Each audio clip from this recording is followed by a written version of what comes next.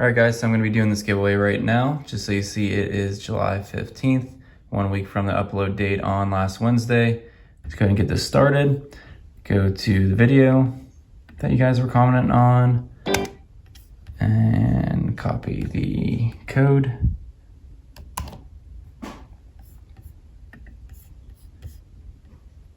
Enter it in here.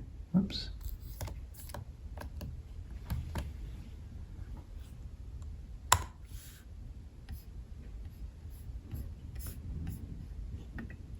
Get YouTube comments.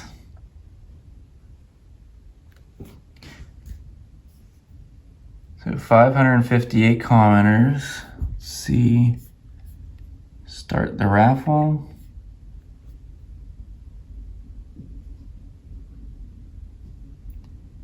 So Leroy Smith, good job, brother. Love your video. Get in touch with me on Instagram, Facebook, or you could even email me, just carfarm@aol.com.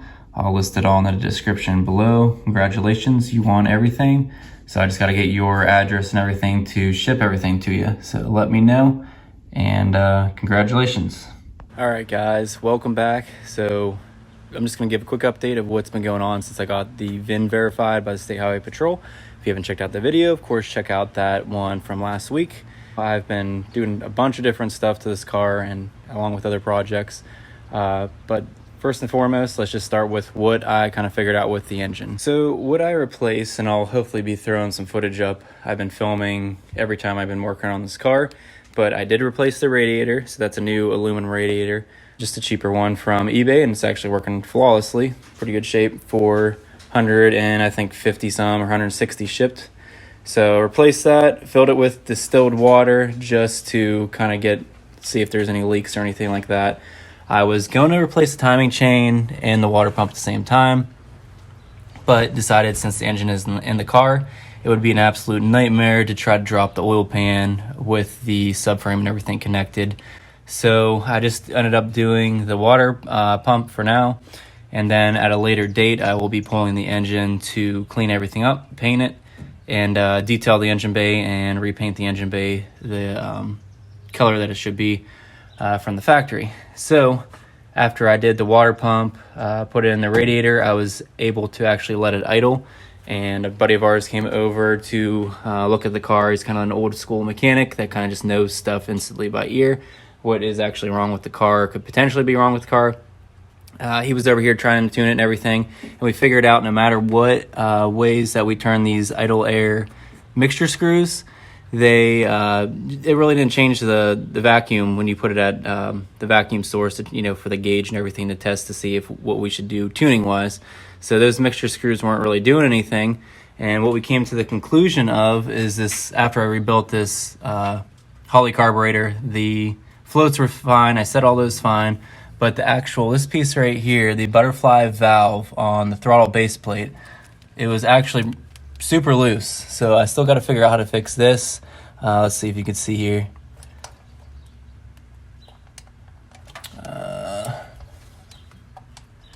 But probably can't see that on camera, but this right here was actually leaking fuel.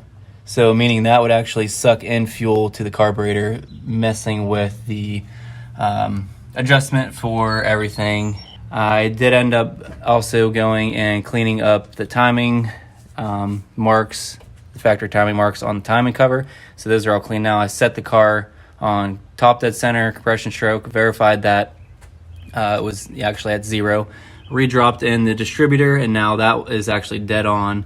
Popped the valve covers off, which I think I have some footage of that I'll throw up right now. We verified to see if the cam was actually hydraulic or a solid lifter. The oil was drained out overnight, and it was sitting for quite some time, but meaning that if it was hydraulic lifter, hopefully the lifters would have drained out by then.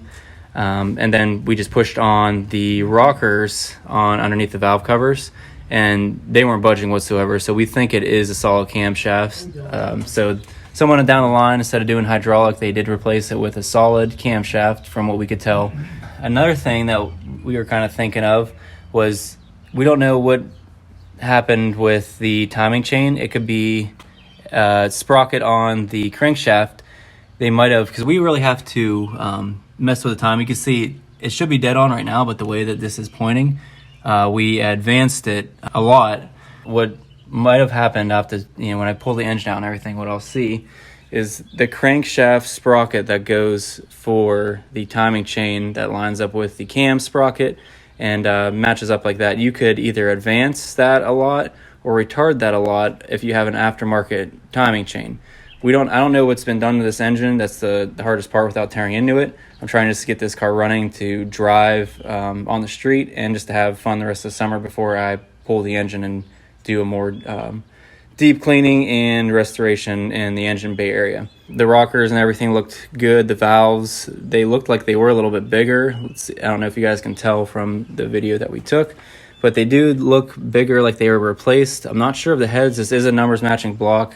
I don't know if I took a picture of that or not, but this is a numbers matching block. Even the State Highway Patrol guy actually ended up verifying that it was. That was one of the 3 numbers, I believe, that they could pull from, and that I can see was scratched, kind of scuffed to clean the area. So he was definitely checking that out when I had all these front end components off for the water pump and all that, alternator and all that stuff. Basically, just need to figure out the carburetor. So the problem with this carburetor is that it's only a 2-circuit idle adjustment, older carburetor.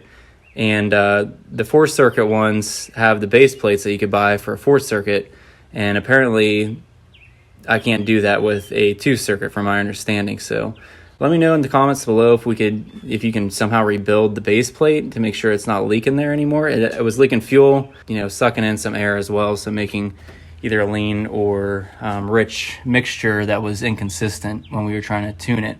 Oh, another thing, what our friend was saying, that the power valve might have blown out, so I might modify that base plate, that they sell a power valve relief kind of ball that you drill a hole into the base plate, and then you put this relief valve with the ball. So I'll replace the power valve once again, check to see if it is blown out.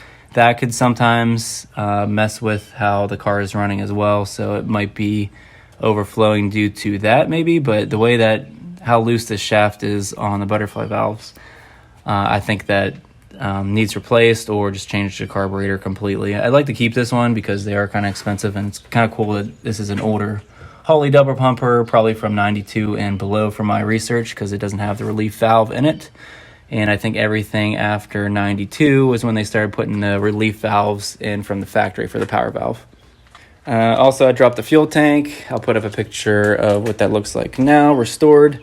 I cleaned it out. It actually cleaned up really good. The outside was kind of iffy, but the inside he must have put some sort of stabilizer in there. The gas smelled absolutely awful. It was definitely some super old gas. I'm surprised that there was anything left in it. Dumped what was out, had some chunks come out of rust.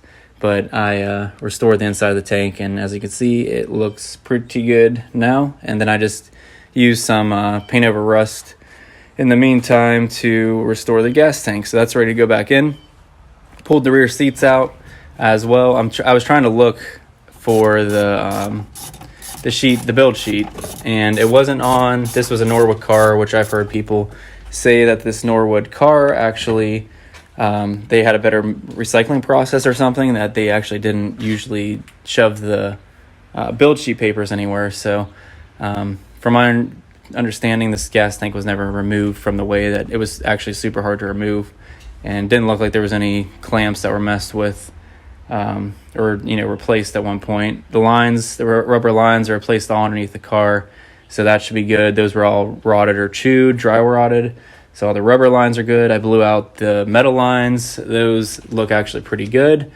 And so I removed the seat. There was nothing in the back of the seat either, because a couple of you guys said there might be the build sheet behind the seat. So this is what the seat looks like now.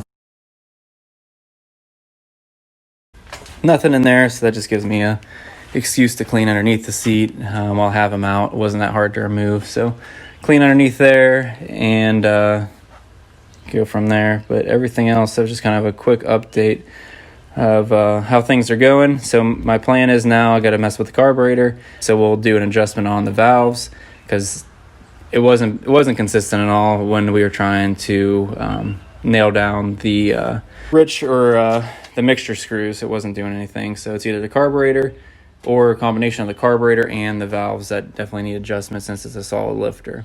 I'm going to do that. Going to drop the exhaust next, clean up the headers and coat those and get a new exhaust system. I don't know what exhaust system I'm going to be putting on this car, so let me know what kind of mufflers you guys like. I'm not too much of a fan of the Flowmasters. Just my opinion, I don't really like the sound of those. I'm more of a Magnaflow / Borla sort of person. But if there's like up and coming company or something like I was looking at Black Widow the other day, they sound like they're pretty good too. Kind of loud, but I don't care how loud this car is as long as it sounds smooth compared to what it is now with the holes in it, and no leaks is the goal. I have to finish up some wiring as well. There's this orange wire that's on the back of the firewall. I think that's actually the blower motor. I got to replace the power steering lines. Those are all messed up on the bottom there. They're all frayed and they're starting to leak now since I pulled off the power steering pump. So I'm waiting on those any day. Got to do the brakes and a bunch of other stuff. But hopefully this car, I'll be able to drive it by, I don't know, hopefully the end of July is the goal. But I am not completely sure. I still got to do the wheels, put the tires on it. Those are getting close. A lot of little things that add up time. But so yeah, that is enough of me blabbing on right now. I'm going to be getting more footage of everything down the line of me actually working on it real time. But it's just been a kind of weird thing. I've been starting a new job, everything. No excuses really, but I'm going to be starting to knock this stuff out. And because I want to get this car on the road here pretty soon and just drive it. So enjoy the rest of the summer, and then I'll start actually, removing the engine and everything like that when it gets a little bit cooler out, and painting the block. I think I'm going to go with I'm usually the person that kind of keeps everything stock, but I just like the look of a kind of a satin, maybe with just a little bit of a sheen, maybe like an eggshell or something. Eggshell black on the engine block itself. I don't think I'm going to keep it the original orange color on that, but we'll see. I like just a slight amount of aluminum, kind of bare aluminum look. So like the manifold, and maybe do something with the valve covers. But the top end components just be natural raw aluminum, and the rest just be everything black. Even the headers, I'm going to probably paint those black with some ceramic coating as well, and just kind of do a kind of blacked out look so it kind of goes with the car. Just orange with brown doesn't really sound too appealing when you pop open the hood of the car. All right, that's enough of me talking. I appreciate you guys checking in. Congratulations to the winner of the 1,000 giveaway, or the 1,000 subscriber giveaway, Leroy. Make sure you get in touch with me, and one of those three options, either Instagram, Facebook, or again, email. So I'll see you guys next week. As always, have a great rest of your week.